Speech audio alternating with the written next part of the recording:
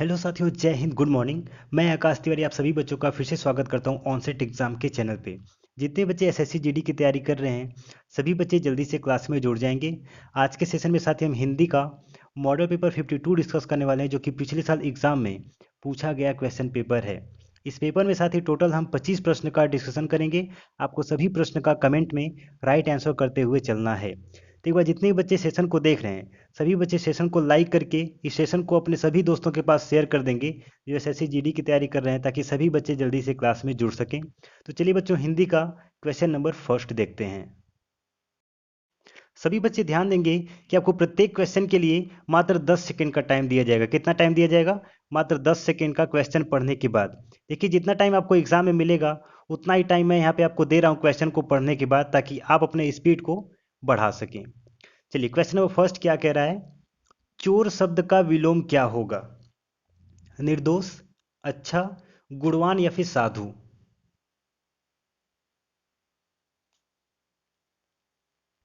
चोर का विलोम क्या हो जाएगा बच्चे? ऑप्शन नंबर डी हो जाएगा, साधु हो जाएगा। निर्दोष का क्या हो जाएगा? दोषी हो जाएगा।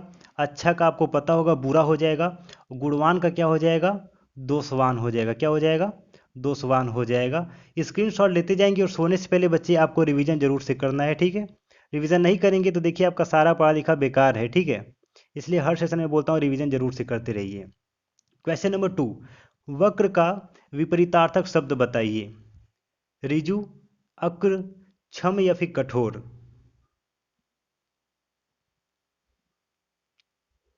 वक्र का विलोम शब्द क्या हो जाएगा बच्चे? ऑप्शन नंबर ए हो जाएगा, ऋजु हो जाएगा।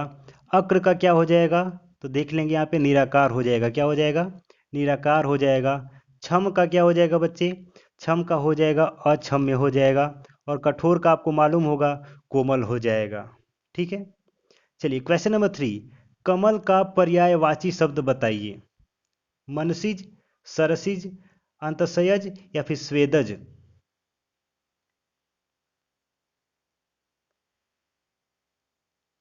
कमल का पर्यायवाची बच्चे क्या हो जाएगा? ऑप्शन नंबर ए हो जाएगा, मनसिज हो जाएगा। क्वेश्चन नंबर 5, वृक्ष लताओं से अलंकित का पर्यायवाची शब्द क्या होगा? गुल्म, निकुंज, विटप या फिर कानन?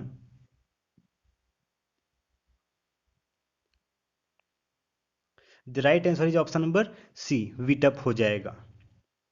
क्वेश्चन नंबर 5, होनहार में कौन सा प्रत्यय है? आर, अर, हार या फिर हर? सबसे पहले हम होनहार का संधि विच्छेद करते हैं तो क्या हो जाएगा?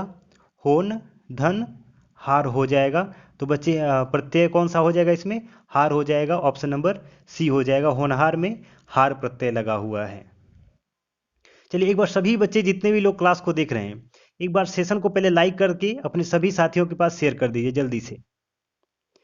चलिए, क्वेश्चन नंबर 5, मुहावरे अपना सामान्य अर्थ न देकर कौन सा अर्थ प्रकट करते हैं?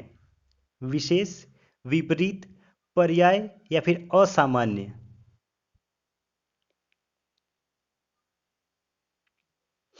देखिए, मुहावरे अपना सामान्य अर्थ न देकर एक विशेष अर्थ प्रकट करते हैं। कैसा? विशेष अर्थ। विपरीत का आपको पता होगा विलोम होता है। पर्याय का क्या होता है? जिसके अनेकों शब्द हों, पर्यायवाची। चलिए, क्वेश्चन नंबर 6, व्यवस्था से पूर्व कौन सा उपसर्ग लगाएं कि उसका अर्थ विपरीत हो जाए?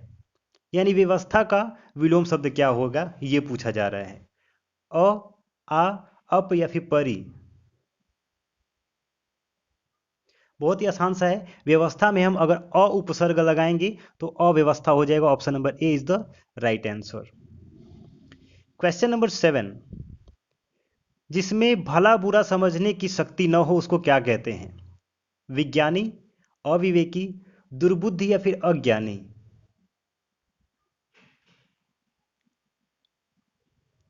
तो बच्चे अज्ञानी बोलेंगे, जिसमें भला बुरा समझने की शक्ति न हो, अज्ञानी हो जाएगा।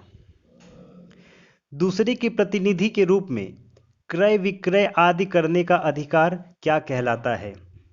अकरण, उपकरण, अभिकरण या फिर अधिकरण?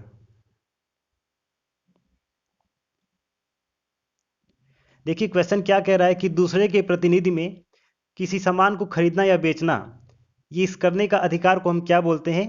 तो अभिकरण बोलते हैं। क्या बोलते हैं? ऑप्शन नंबर सी, अभिकरण बोलते हैं।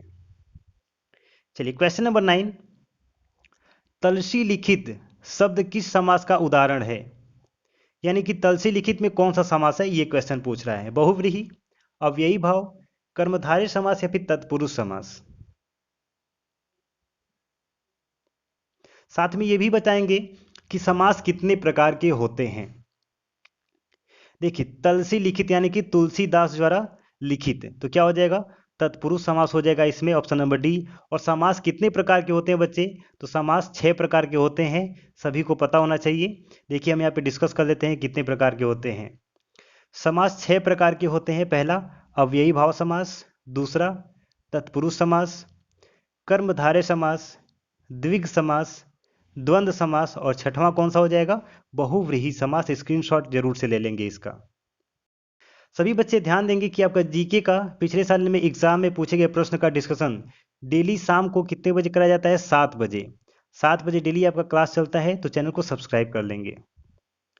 अनुच्छेद का संधि विच्छेद क्या होगा? अनुधन छेद, अनुधन छेद, अनधन उच्छेद या फिर अनधन उच्च धन छेद।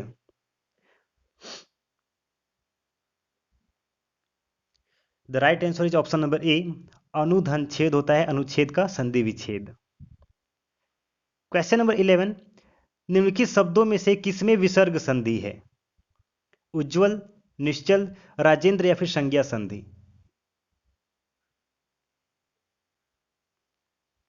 ऑप्शन नंबर बी हो जाएगा, निश्चल में विसर्ग संधि है। उज्ज्वल में कौन सी संधि है? सभी बच्चे बताएंगे।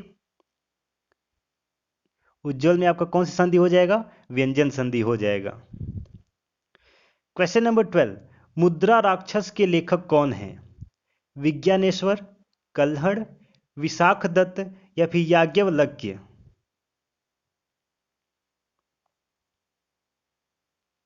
एक बार सभी बच्चे सेशन को लाइक कर दीजिए, लाइक करके शेयर कर दीजिए। मुद्रा राक्षस के लेखक कौन है बच्चे? Option number C, Vishakh Datta हैं, ऑप्शन नंबर सी। चलिए अगला प्रश्न, मैं आज नहीं पढ़ूंगा कौन सा वाक्य है? निषेधवाचक वाक्य, विधिवाचक, आज्ञावाचक या फिर संकेतवाचक वाक्य।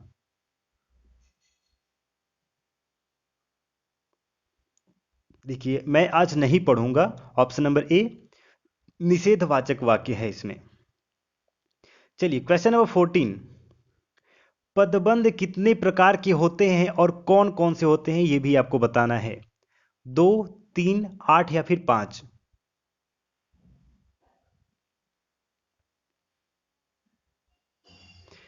तो बच्चे पदबंध कितने प्रकार के होते हैं? ऑप्शन नंबर सी, 8 प्रकार के होते हैं। कौन कौन होते हैं अगर आपको पता है तो कमेंट में कर दीजिए, नहीं पता है तो यहाँ पे जान लीजिए। देखिए, मुख्य रूप से पदबंध 8 प्रकार के होते हैं। पहला, संज्ञा पदबंध। दूसरा, सर्वनाम पदबंध। तीसरा, क्रिया पदबंध। चौथा, विशेषण पदबंध। पांचवा, क्रिया विशेषण पदबंध। छठवां, संबंध बोधक पदबंध।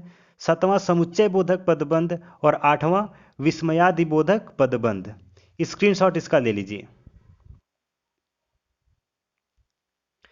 चलिए देखिए, कॉपी पेन आप लोग हाथ में लेके बैठा करिए, ताकि आप जो भी पढ़ाते हैं तो नोट करके रखेंगे, ठीक है ना। निम्नलिखित में अशुद्ध शब्द कौन सा है? साप्ताहिक, वीणा, वाष्प या फिर सिंदूर।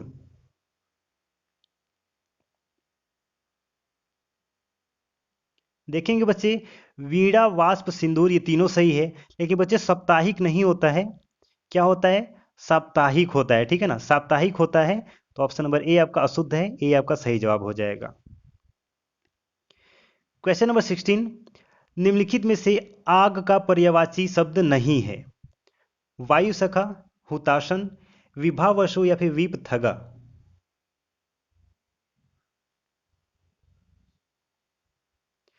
आग का पर्यायवाची कौन सा नहीं है इसमें? ऑप्शन नंबर डी हो जाएगा, वीपथगा आपका नहीं है। तो वीपथगा किसका पर्यायवाची है बच्चे? तो याद रखेंगे, शरणार्थी का है। किसका है? शरणार्थी का पर्यायवाची है ये। क्वेश्चन नंबर 17, विशेषण कितने प्रकार के होते हैं और कौन कौन से, उनका नाम भी बताना है आपको। 2, 4, 6 या फिर 3।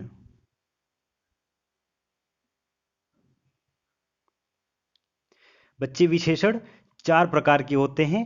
कौन कौन से होते हैं तो नीचे यहाँ पे देख लेंगे। पहला हो जाएगा गुणवाचक विशेषण, दूसरा हो जाएगा संख्यावाचक विशेषण, तीसरा परिमाणवाचक विशेषण और चौथा सार्वनामिक या संकेतवाचक विशेषण।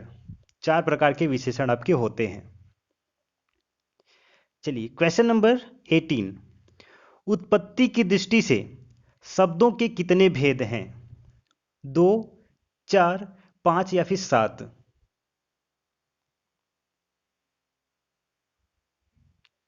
देखिए बच्चे, उत्पत्ति की दृष्टि से शब्दों के 4 भेद होते हैं। कितने भेद होते हैं? 4 भेद होते हैं। और कौन कौन से भेद होते हैं तो देखेंगे यहाँ पे। पहला तत्सम, तद्भव, देशज और विदेशज। चलिए क्वेश्चन नंबर 19, रचना की दृष्टि से शब्दों के कितने भेद होते हैं? देखिए बच्चे, उत्पत्ति की दृष्टि से 4 भेद होते हैं, ठीक है ना। रचना की दृष्टि से शब्दों के कितने भेद होते हैं तो बच्चे सभी लोग बताएंगे कमेंट में इसका जवाब। The right answer is option number B हो जाएगा। रचना की दृष्टि से शब्दों के 3 भेद होते हैं। कौन कौन से होते हैं तो यहाँ पे देख लेंगे। पहला रूढ़ शब्द, दूसरा यौगिक शब्द और तीसरा योग रूढ़ शब्द। चलिए एक बार सभी बच्चे सेशन को लाइक कर दीजिए, लाइक करके शेयर कर दीजिए बच्चे। क्वेश्चन नंबर 20, पेड़ से फल गिरा, इस वाक्य में से किस कारक की विभक्ति है? संबंध, अपादान, संप्रदान या फिर अधिकरण?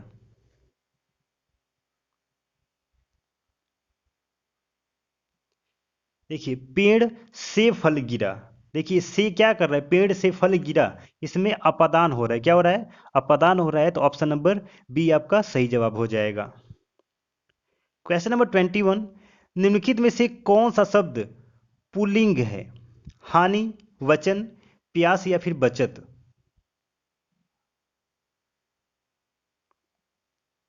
देखिए बच्चे, हानि जो आपका है ये पुल्लिंग है, ठीक है ना। हानि आपका राइट आंसर हो जाएगा।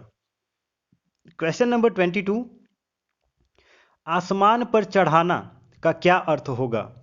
अत्यधिक अभिमान करना, कठिन काम के लिए प्रेरित करना, बहुत शोर करना या फिर अत्यधिक प्रशंसा करना?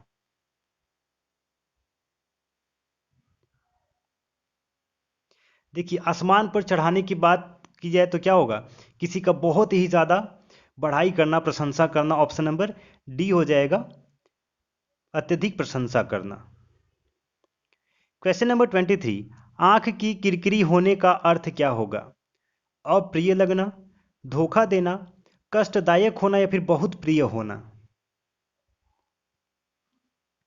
बच्चे पिछले सेशन में हम लोगों ने डिस्कस किया था कि आंख का तारा होना, उसका भी अर्थ आप लोग बताएंगे। पिछले क्लास में हम लोगों ने इसका डिस्कशन किया था।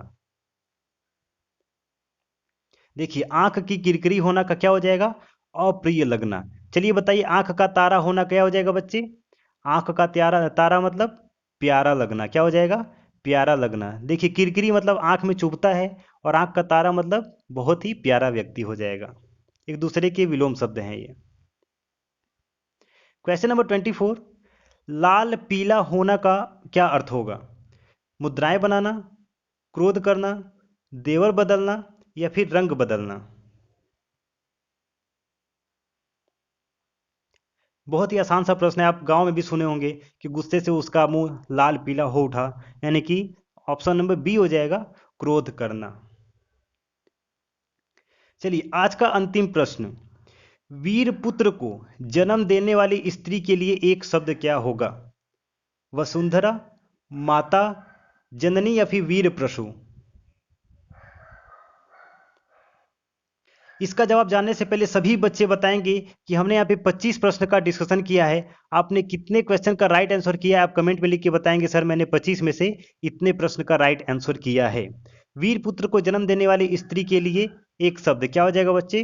वीर प्रसू हो जाएगा। ऑप्शन नंबर डी आपका राइट आंसर हो जाएगा। सभी बच्चे चैनल को सब्सक्राइब करके रखेंगे। डेली यहाँ पे जीके और हिंदी का पिछले साल एग्जाम में पूछे गए प्रश्न का डिस्कशन कराया जाता है। मिलते हैं साथ ही नए सेशन में। जय हिंद, वंदे मातरम।